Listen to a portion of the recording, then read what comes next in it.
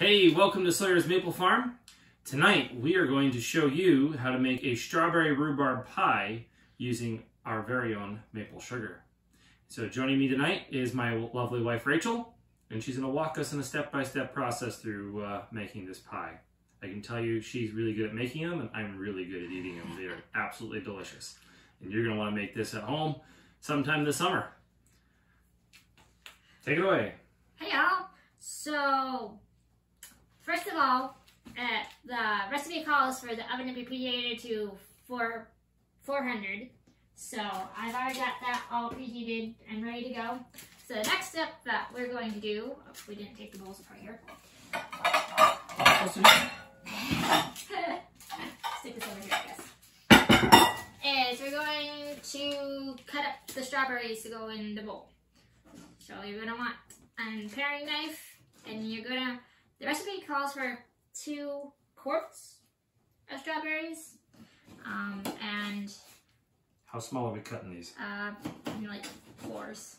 So cut it in half and cut each piece in half. Okay. So something like that? Yeah, something like that. More or less? More or less. Okay. That we can do.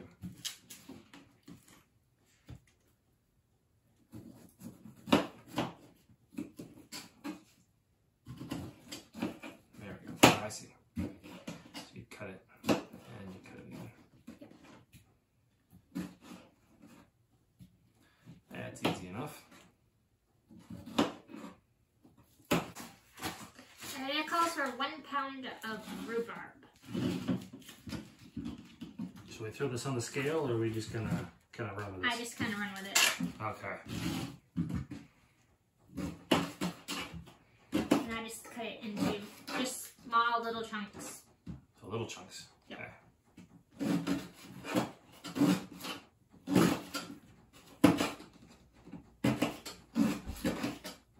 It's so big. I think I'm gonna cut this in halves again. So yeah, that one's really big.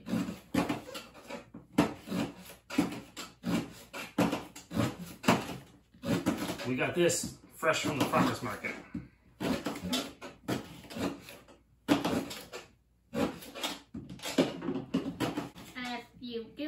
Rhubarb, you can freeze rhubarb. So if you ended up, you can always dice strawberries and rhubarb and stick them in the freezer until you're ready to make strawberry rhubarb pie. Because I know rhubarb is only really good in springtime and early summer. Yeah. Alright. So that's all the cutting. What's next? Next, I'm going to do the flour and sugar. So, yeah, separate bowl, and per directions. It calls for 1 cup of white sugar, but since we're on a maple farm, we do maple sugar. And I'm telling you folks, maple sugar is going to take your recipes over the top. If you think it's good with white sugar, this is going to take it up, 100 notches more. This stuff makes it absolutely phenomenal. Maybe we should have gotten a... I guess that works. So yeah, 1 cup of maple sugar. You like our containers? The M&M containers work great for this. And it calls for 1/2 a cup, of all-purpose flour. Guess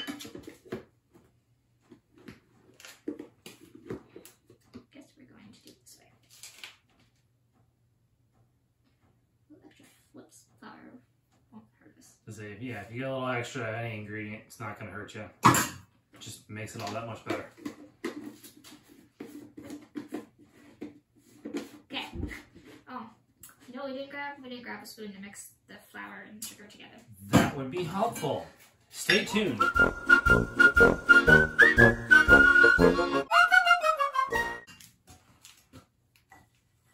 So you mix it all up here. Make sure your flour and sugar are all mixed together. And then your next part. Let's see. toss them with sugar. So you're gonna take your flour and sugar here, stick it on here, and you're gonna stir your flour and sugar and make sure it coats all your strawberries and rhubarb. Get in there. Guess we could have gone with a slightly larger bowl. We'll do that for the next recipe. Because trust me, folks, we've got more.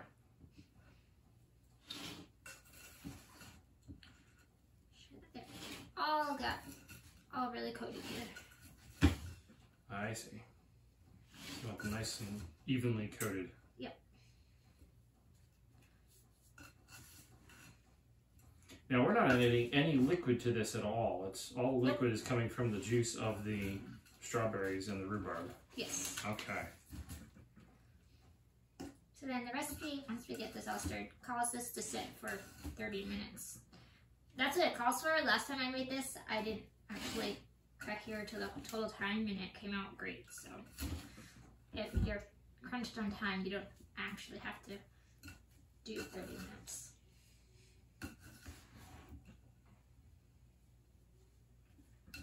There you go. And we'll set that aside. Okay. Now we're let that sit. Does it matter which one's which? This one is a little bit bigger, so I'm gonna use that one for the bottom. It calls for a 9-inch. We can stick that right there. A 9-inch pie pan. I don't know if this is actually a 9-inch or what size this is. It's got to be a 9-inch. But anyways, my hand's about 6 inches. That's an extra 3 inches. Yeah, that's got to be 9 inches. So. If not, it's pretty close. So I already made this pie crust.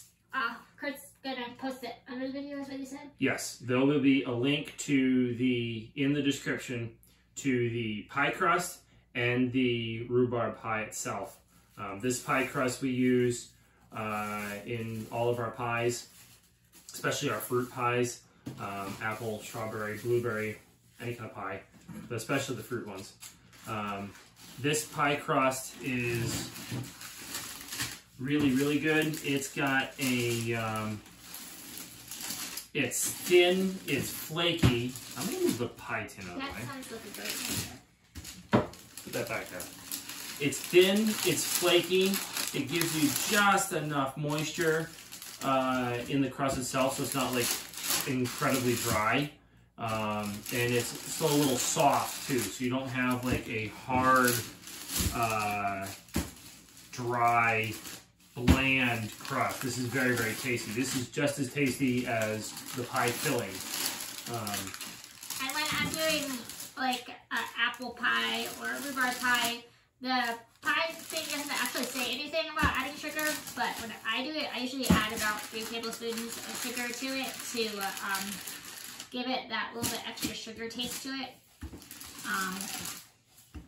My husband has a major sweet tooth, so I'm sure you could back it down a little bit, get a little less sugar in it if you wanted. No, don't back it down. Keep it all in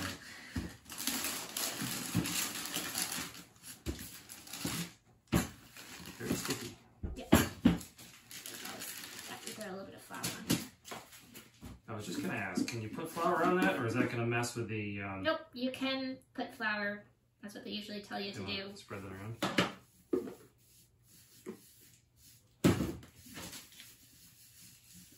There we go. Ah, that's better. I was trying to do the shortcut without having to do the flour. Ah, I see. But we actually have the parchment paper. It actually makes it a lot cleaner. So.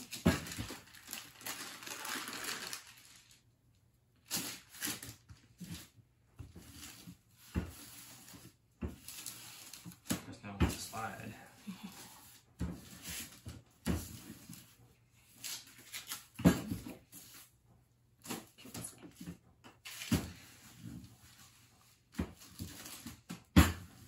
Trying to get this more or less round. I'm just trying to get it out right enough so that it will fit in the pie. In the pie tin. I think at this point it should. Yeah. Yeah, that looks like that'll pretty well fit.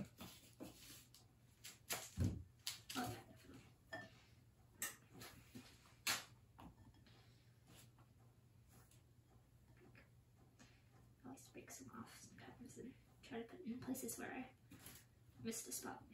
Didn't get as well manicured.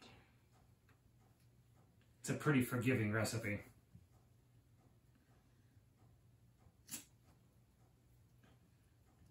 Okay.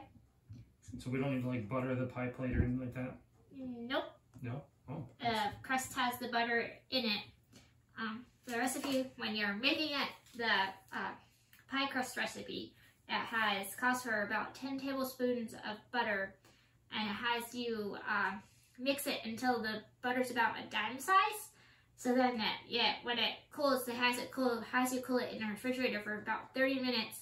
So that helps it all cure together, and then the butter flakes or the butters helps make it a really flaky crust.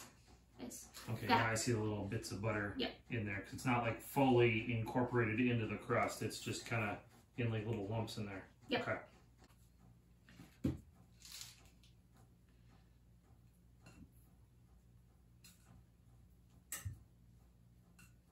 It's gonna be a nice full pie.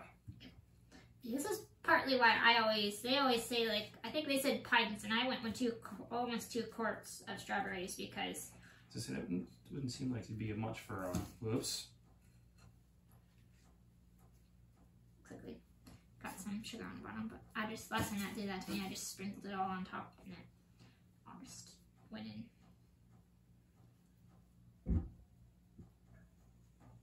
Just gonna sprinkle that across the top. Yep.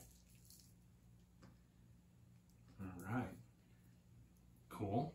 And it calls for 2 tablespoons of butter, so you just little chunks. I said that you cut it up into little chunks and just spread it within your pie, so that's your other liquid part of your pie. Just to get here. So it's pretty simple recipe. I mean, you got flour, sugar, strawberries, rhubarb, and butter. Yep, basically. Things you should definitely be able to get at your local farmer's market if you don't have it at home already. Okay, so you just cut that little tiny cubes. Yep. Nice. Okay, it's pretty easy. Yep. And then we just gotta roll the top out, and it'll be almost done. Okay. Oh yeah. There's. So you're gonna kind of tuck it in, or? Yeah, I try to kind of tuck the sides together. They say to use water, but yes, usually I just tuck them. And I think if you have a little ventilation, that's good, because the pie, they tell you to split the pie to get ventilation. Sometimes mine's not totally together. This one actually came out really well, so I'm definitely have to still split it. But sometimes I have little ventilator holes in different places on top. Okay. Yeah, just do like little, Like that? Yep, and go across again. There you go. Cool. All right. Now it's time to stick it in the oven. All right. So, again, the oven, they said preheat to 400 for 35 to 40 minutes, they said. All right, it's been 35 minutes. So let's open up the oven, see what it looks like. And always wear different colored oven mitts. That way you don't burn your hands. Oh yeah, that looks really good. It looks amazing. I like the color. That definitely it's got looks like a nice nice golden color to it. It's not burned at all. That looks really good. And too bad we can't put the smell in the... Yeah, the smell is really good in here right now. I want to dig in, but it's a little hot. Guess we'll let it cool. All right, let's dig into this. Oh yeah, nice and flaky. Oh, that looks good. That looks really, really good. Oh yeah, look at that, folks. That looks amazing. Oh yeah. Let's get all the stray strawberries that ran away.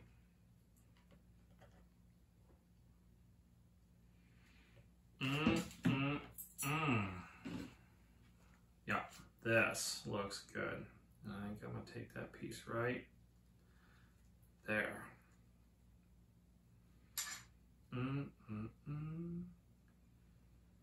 Looks hot though.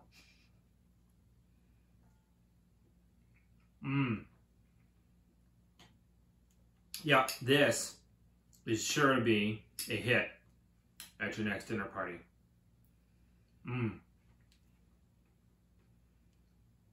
Definitely.